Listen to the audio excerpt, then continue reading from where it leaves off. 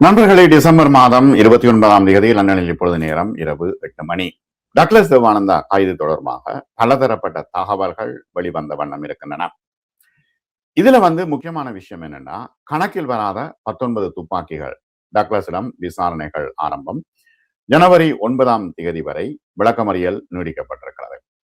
இது முக்கியமான தகவலை பார்த்துவிட்டு வித்யாதரன் என்ன சொல்கின்றார் என்று பார்ப்போம். கைது செய்யப்பட்டு தடுத்து வைக்கப்பட்டுள்ள டக்ளஸ் தேவானந்தாவுக்கு வழங்கப்பட்ட துப்பாக்கிகளில் 19 துப்பாக்கிகள் குறித்து இதுவரை கணக்கில் வரவில்லை என்று போலீசார் சொல்கின்றார்கள். இது தொடர்பான விசாரணைகள் தற்பொழுது நடைபெற்று வருகின்றன என்று போலீஸ் திணைக்களம் அறிவித்திருக்கிறது.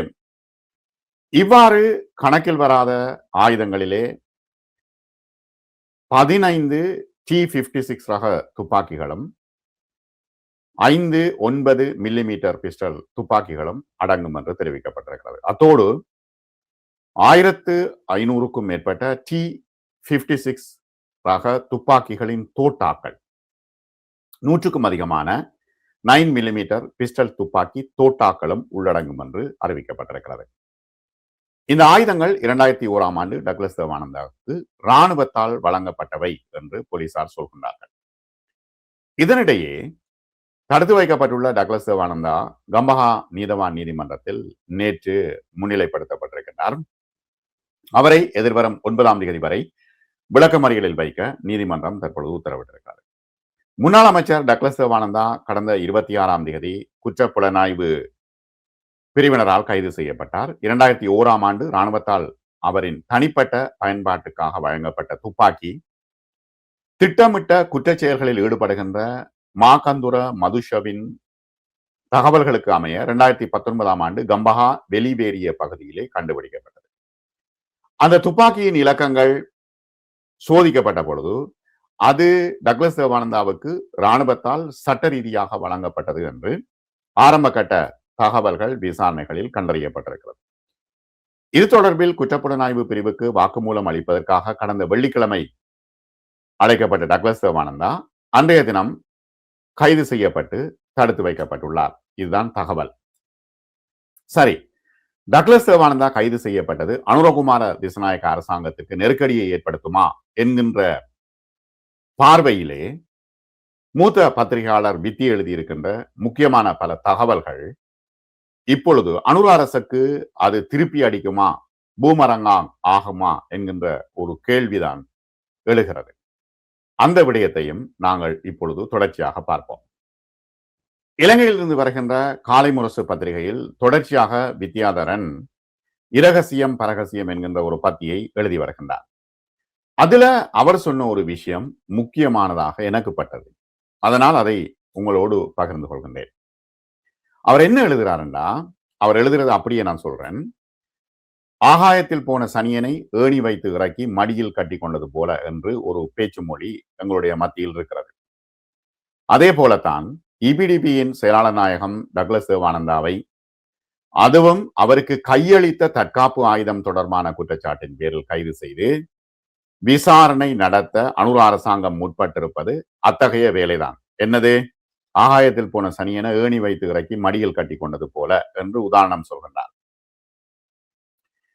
அரசு தலைமைக்கு பாதுகாப்பு வட்டாரங்களில் இருந்து இந்த ஆலோசனையும் பறந்திருக்கிறது. ஏனெனில் இப்ப இது திருப்பி அனுரகுமார திசாநாயக்கா அரசாங்கத்துக்கு திருப்பி அடிக்குமா என்கின்ற பல விஷயம், முக்கியமான ரகசியங்களை அவர் சொல்றார். சும்மா கிடந்த சங்க ஊதிக்கெடுத்து குழப்ப வேண்டாம் என்று அனுரவுக்கு விளக்கம் அளிக்கப்பட்டிருப்பதாகவும் கூறப்படுகிறது. டக்ளஸ் தேவானந்தாவுக்கு கையளிக்கப்பட்டதாக கூறப்படுகின்ற ஆயுதங்கள் எப்பொழுது வழங்கப்பட்டன என்ற விபரத்தை கணக்கில் எடுக்காமல் புலனாய்வாளர்கள் இந்த விடயத்தை பகிரங்கமாக விசாரிக்க முற்பட்டிருக்கின்றார்கள் என்பது அரசு தலைமைக்கு, அனுரவுக்கு காலம் தாழ்த்தி தான் விளங்கி இருக்கிறதாம்.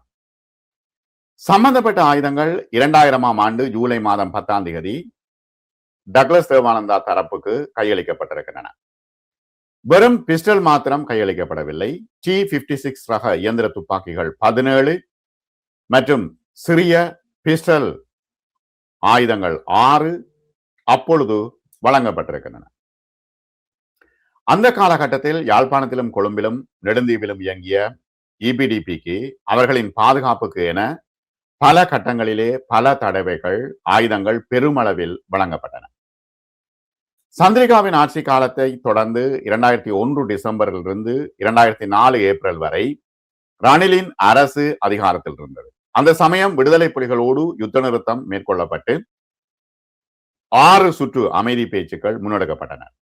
அவ்வேளைகளிலெல்லாம் இபிடிபி உட்பட பல தரப்புகளை இலங்கை அரசாங்கமே துணைப்படையாக பயன்படுத்துகிறது என்று சர்வதேச அரங்குகளில் நடைபெற்ற பேச்சுவார்த்தைகளில் இருந்து ஐக்கிய நாடுகள் மனித உரிமைகள் ஆணையம் வரை புலிகளும் தமிழர்களும் தொடர்ந்து குற்றச்சாட்டு முன்வைத்து வந்தனர்.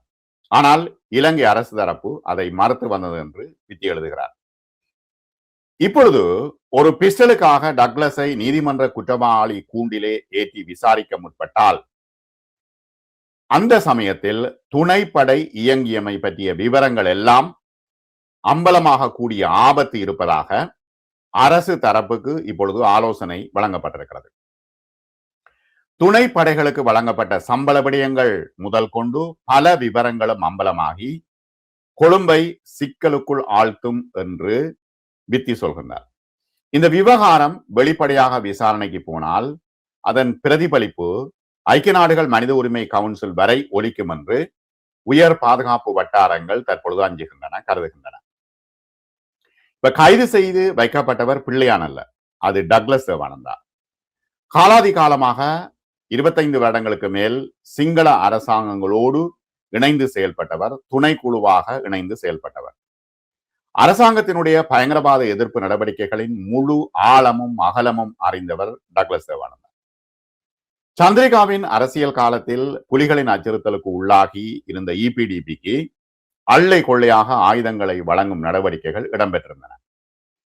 எனினும் மஹிந்த ராஜபக்ஷ ஜனாதிபதியாகி கோட்டாபாய ராஜபக்ஷ பாதுகாப்பு செயலாளரான பின்புலத்தில் இபிடிபி உட்பட ஏனைய தமிழ் குழுக்களுக்கு அரசு தரப்பினரால் வழங்கப்பட்ட ஆயுதங்கள் கணிசமாக மீள பெறப்பட்டன.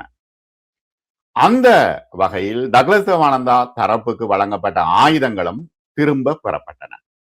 அந்த ஆயுதங்கள் எப்படி இந்த பாதாள உலக குழுவுக்கு போனது என்பது குறித்தும் கோர்ட்ஸ்ல வந்து டக்ளஸ் தேவானந்தா தரப்பு முன்வைக்கும். இப்ப திரும்பி பெறப்பட்ட ஆயுதங்கள் பற்றிய பதிவுகள் டக்ளஸ் தரப்பிடம் இல்லை என்றும், அரசிடம் டக்ளஸினால் கையளிக்கப்பட்ட பிஸ்டல் அரசு தரப்பு பக்கத்தில் இருந்தே பாதாள உலகுக்கு கைமாறி இருக்கவும் வாய்ப்பு இருப்பதாக சொல்லப்படுகிறது. ஆகவே இது அரசுக்கு திருப்பி அடிக்கக்கூடிய ஒரு விஷயமாகத்தான் இருக்கிறது. இந்த சூழலில் இந்த விடயத்தை பகிரங்கமாக நீதிமன்ற விசாரணைக்கு கொண்டு போவது யுத்த காலத்தில் இலங்கை பாதுகாப்புத்துறை பின்பற்றிய பல்வேறு நடைமுறைகள் பற்றிய விவரங்களை பொதுத்தளத்துக்கு கொண்டு வந்துவிடும் என்ற எச்சரிக்கையும் அரசு தலைமைக்கு கொடுக்கப்பட்டிருப்பதாக தெரிகிறது. சம்பந்தப்பட்ட ஆயுதத்தை 2019 பாதுகாப்பு தரப்பினர் பாதாள உலக சந்தேக நபரிடமிருந்து கைப்பற்றி இருக்கிறார்கள் என்றும், ஆனால் அது தொடர்பில் 6 ஆண்டுகள் கழித்து டக்ளஸை இப்பொழுதுதான் அவர்கள் விசாரிக்க முற்பட்டு இருக்கிறார்கள் என்றும் தெரிவிக்கப்பட்டுள்ளது. கைது செய்யப்பட்ட டக்ளஸ் தேவானந்தா தமது வாக்குமூலத்தை தமிழிலேயே பதிய வேண்டும் என்று விடாப்பிடியாக நிற்கிறார். ஏற்கனவே சிங்களத்தில் தயாரான வாக்குமூலத்தில் அவர் ஒப்பமிட மறுத்துவிட்டார். ஆக இந்த வாக்குமூலத்தை தமிழுக்கு மொழிபெயர்த்து பதிந்து அவர் ஒப்பமிடுவதற்கு கால அவகாசம் தேவை என்பதனால்தான் மீண்டும் 72 மணி நேரம் அவரை தொடர்ந்து தடுத்து வைத்து விசாரிப்பதற்கான அனுமதியை நீதிமன்றத்திடமிருந்து புலனாய்வாளர்கள் பெற்றிருக்கிறார்கள்.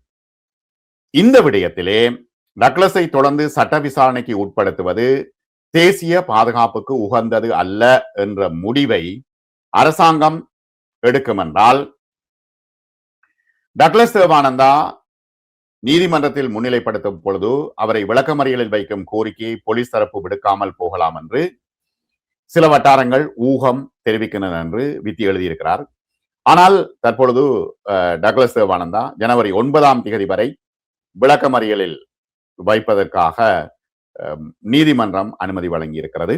அவை இவ்வாறான சூழ்நிலையில் இது மிக பெரும் சிக்கலாக அரசாங்கத்திற்கு மாறுமா என்பதுதான் தற்பொழுது இருக்கின்ற முக்கியமான கேள்வி.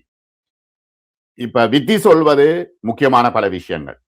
ஏனண்டா டக்ளஸ் தேவானந்தாவினுடைய கைது பழைய விஷயங்களை எல்லாம் கிண்டி கிளறிவிடும், இது அரசாங்கத்துக்கு எதிராக முடிந்து போகும் என்று அவர் எழுதியிருக்கின்றார்.